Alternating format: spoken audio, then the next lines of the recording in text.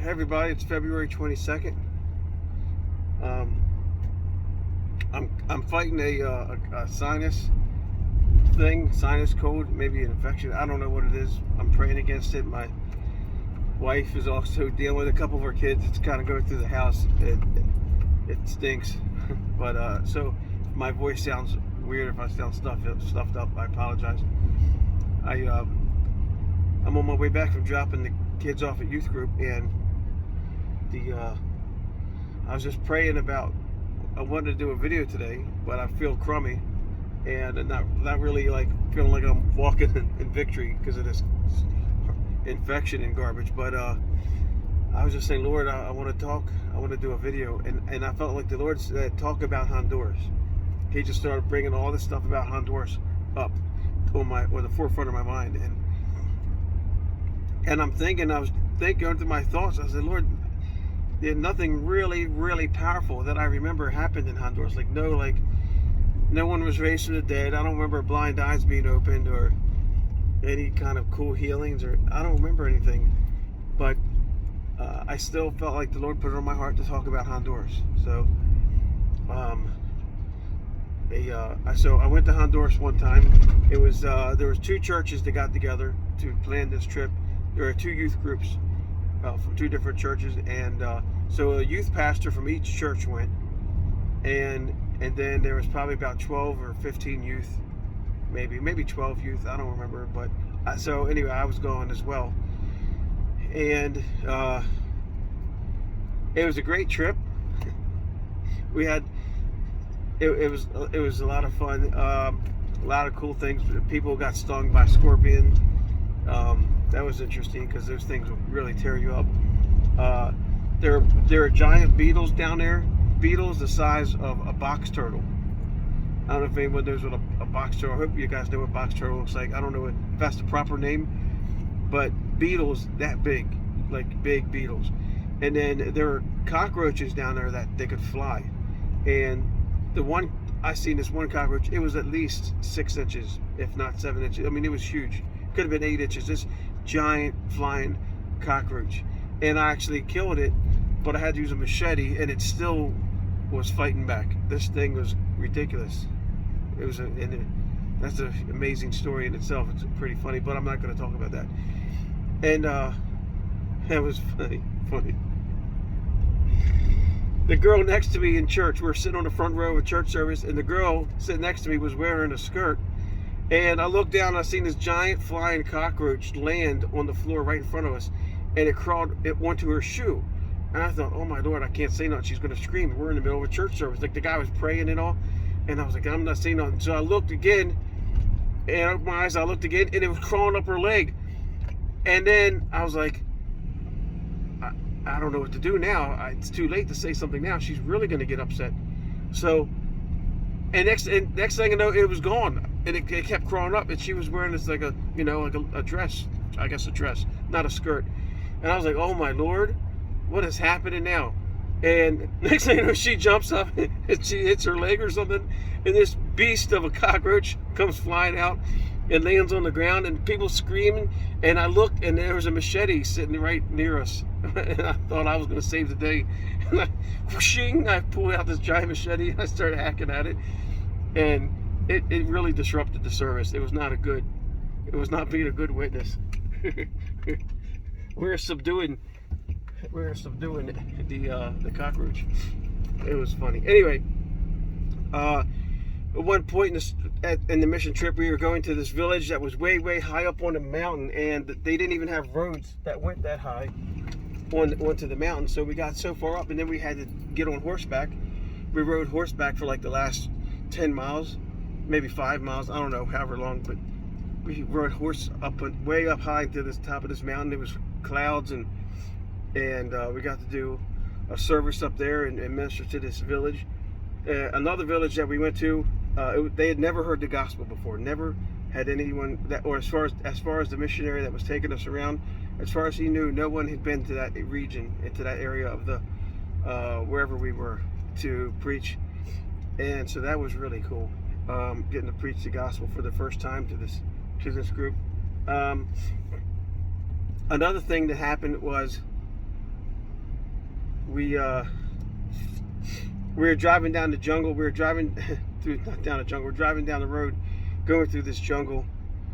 This one time while we're there, and as we're driving, and we're, it's like dirt roads. It's bumpy and all. And we're going, and the jungle's really overgrown, so you really can't see too far down the road. But you know, I could see it was a pretty straight road. I could see down far, and we're driving, and we're in the school bus contraption thing, because I guess the church, the missionary that we were down there staying with, his supporters up in the United States had bought a bus, or given money so he could purchase a bus while he was in Honduras to take missionaries around on, or for whatever they needed a bus for, whatever, I don't know.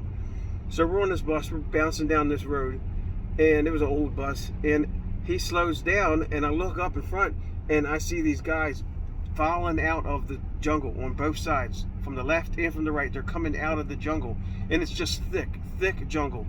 So I mean, I'm like, where are they coming from? And they had guns. They had guns all over them. They had bullets covering their chest. They had bandanas. These guys were like covered, and they looked like they had been in the jungle for quite a while. They were like really long hair, and I guess they're called guerrillas, right? They're definitely not regular military. And they started yelling at the guy, at the driver. He slid open the window, and one guy's yelling at him. They're pointing the gun. The other guy goes over, and he beats on the door.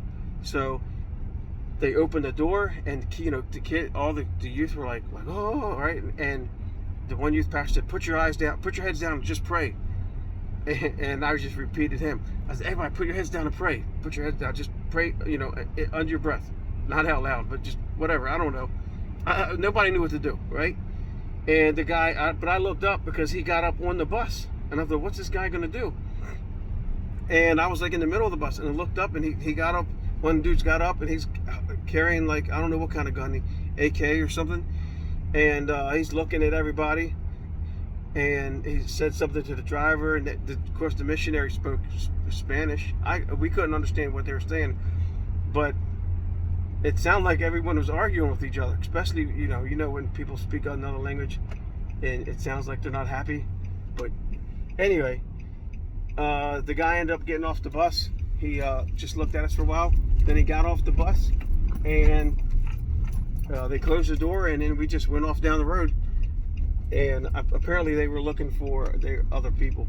They weren't interested in messing with us. So that was cool, but it was very eye-opening experience, because there's no law down there. There's no one to stop anybody from doing anything that they want to do. We went into a grocery store one time, and while we were down there, went to the grocery store, and I was surprised that there were two dudes just dressed in regular clothes with shotguns in the front of the grocery store.